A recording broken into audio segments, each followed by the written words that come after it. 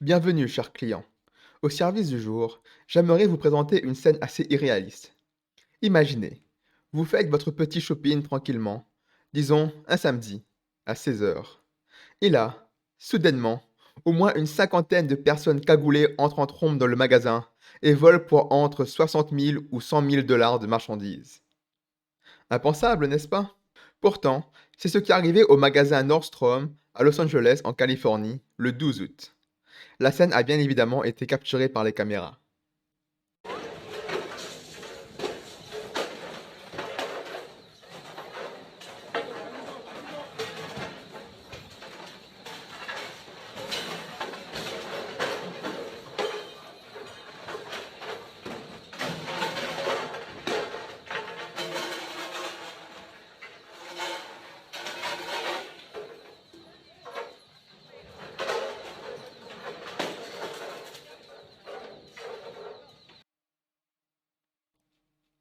Ah là là, j'imagine déjà qu'on va nous dire que ce sont juste des pauvres victimes de la société qui volent parce qu'ils ont faim, n'est-ce pas? And so they go out and they need to feed their child and they don't have money. So you maybe have to, they're put in a position where they feel like they either need to shoplift some bread or go hungry that night.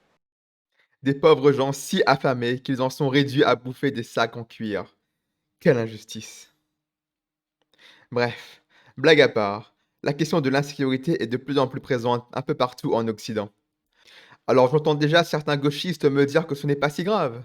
Après tout, Nordstrom est un magasin de luxe, donc bon, ce sont des méchants capitalistes. Alors ils méritent un peu de se faire piller après tout. Ils sont riches et assurés, donc ils seront remboursés. Alors c'est encore moins grave. Pour le coup, je vais être magnanime et laisser passer ce faux argument. Cependant, en plus du préjudice matériel, pour moi, c'est surtout le préjudice moral qui est lourd ici. Je vous le redis, mais est-ce que vous vous sentirez vraiment à l'aise dans une ville où des criminels se sentent assez en confiance pour raid un magasin en plein jour de week-end? Et ce n'est même pas comme s'ils avaient attendu un moment calme, la nuit ou autre. Non, c'est vraiment en plein jour, alors que le magasin était encore plein de clients. Et en plus, ces voleurs ne sont même pas venus les mains vides. Non, certains avaient même des sprays anti-ours pour neutraliser la sécurité. Alors pour ceux qui ne le savent pas, les sprays anti-ours sont, eh bien, des sprays généralement utilisés contre les ours. Ouais. Et un ours, c'est costaud. Je ne vous l'apprends pas. Donc, pour être capable de repousser ces forces de la nature, le spray en question doit être encore plus costaud. Tout ce détour pour bien que vous compreniez que ces machins-là, utilisés contre des humains, c'est vraiment, mais alors vraiment très violent. Surtout au niveau des yeux et du système respiratoire. Et vous savez ce qui est le pire dans tout ça? C'est qu'une semaine avant ce raid, un autre groupe avait saccagé un magasin Yves Saint Laurent, toujours en Californie, pour une somme totale de 300 000 dollars. Bref, honnêtement, je me demande encore pourquoi des gens habitent la Californie. Les crimes deviennent de pire en pire avec les années, et absolument rien n'est fait pour les arrêter. Pire encore, tout est fait pour les encourager. Je rappelle que la Californie, c'est ce merveilleux état où le vol à l'étalage en dessous de 1000 dollars est considéré comme juste un délit. En gros, si vous vous faites choper, c'est à peine si vous avez une frappe sur l'épaule et un petit sermon avant d'être relâché dans la nature.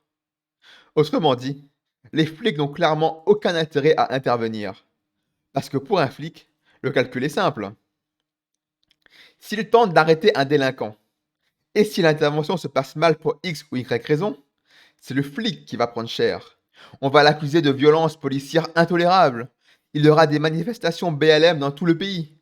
Sa famille sera menacée par des activistes, etc., etc. Bref, ta vie sera foutue. Et si, dans le cas contraire, tout se passe bien, et que le policier arrive à appréhender le délinquant, eh bien, ce dernier sera juste libéré dans les heures qui suivent. Autant dire que la balance bénéfice-risque ne penche pas vraiment en faveur de la police. Et tant que j'y suis dans ce sujet, j'aimerais faire un petit aparté sur Tao Tao. Alors, je ne sais pas vraiment comment ça se prononce, alors je vais juste vous l'afficher à l'écran. Bon, je m'en doute que vous ne le connaissez pas, alors une petite présentation rapide. Tao Tao est le quatrième policier dans l'affaire George Floyd. Vous savez, celui dont la mort a lancé toute la cacophonie BLM en 2020. Sur la scène, il y avait 4 policiers. Derek Chauvin, le policier qui avait son genou sur Floyd, 2 autres policiers qui sont restés autour de Derek, et enfin, Tao Tao, qui s'occupait lui uniquement de gérer la foule qui devenait de plus en plus vindicatif.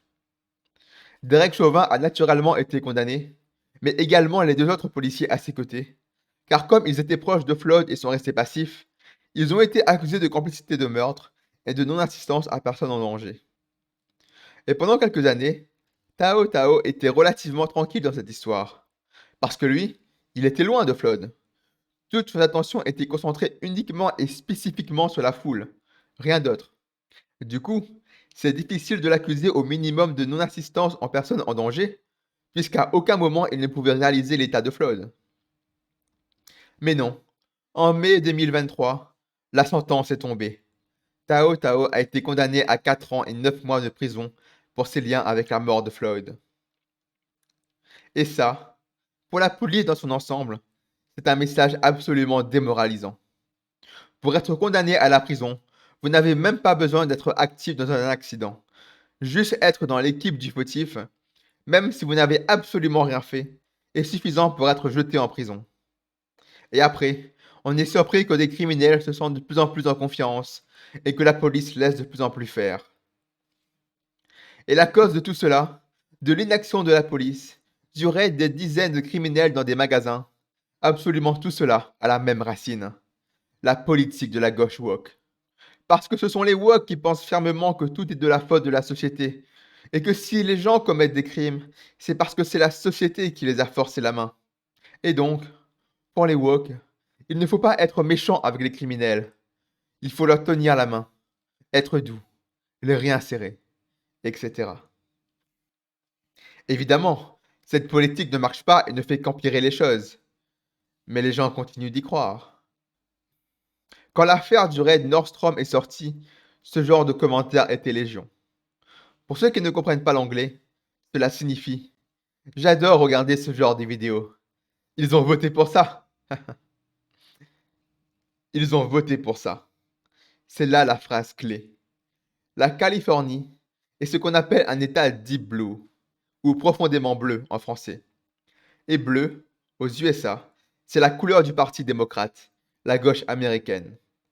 Autrement dit, la Californie est un État historiquement et très majoritairement de gauche. Et là, on commence à se poser des questions. Parce que toutes ces politiques anti-flics et pro-criminels, ce sont des élus qui les mettent en place.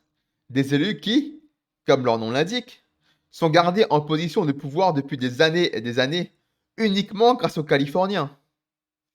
Dites-vous que depuis 2011, ils élisent uniquement des gouverneurs démocrates, et que durant les élections présidentielles, les Californiens votent majoritairement à gauche depuis 1992. Alors, à un moment, il faut être pragmatique. Vous ne pouvez pas à la fois voter en boucle pour des politiques qui ne font qu'empirer les choses, et vous plaindre ensuite quand les choses empirent. Ce n'est juste pas logique. Et d'ailleurs, avant de finir cette vidéo, j'aimerais vous montrer une lettre. Cette lettre a été écrite par Nordstrom, à l'ère Black Lives Matter. Bon, elle est très longue, alors je ne vais pas vous la lire, mais simplement vous résumer quelques points. Ah, et gardez en tête qu'à l'époque, Nordstrom avait également été pillé durant les émeutes Black Lives Matter. Autrement dit, ils ont écrit une lettre pro Black Lives Matter après avoir été saccagés par Black Lives Matter. Si ça, ce n'est pas la définition du même du masochiste. Bref, dans cette lettre, Nordstrom déclare son soutien indéfectible à la cause Black Lives Matter et surtout à la diversité et l'inclusion. Il s'insurge des inégalités raciales causées par la société et déclare même mettre en place des objectifs de quotas au profit des minorités. Ils proclament même haut et fort qu'ils vont faire des efforts pour former encore plus leurs employés à l'antiracisme et qu'ils vont même mettre en place un conseil de la diversité, inclusion et équité pour veiller à toute leur bonne volonté. Bref, Nordstrom a depuis longtemps plongé dans la politique woke et font clairement partie du problème.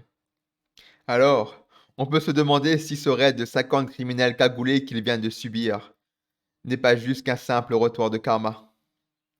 Je vous en laisse décider par vous-même. Et voilà, c'est tout ce que j'avais à dire sur le sujet. J'espère qu'il vous a plu et surtout, prenez soin de vous.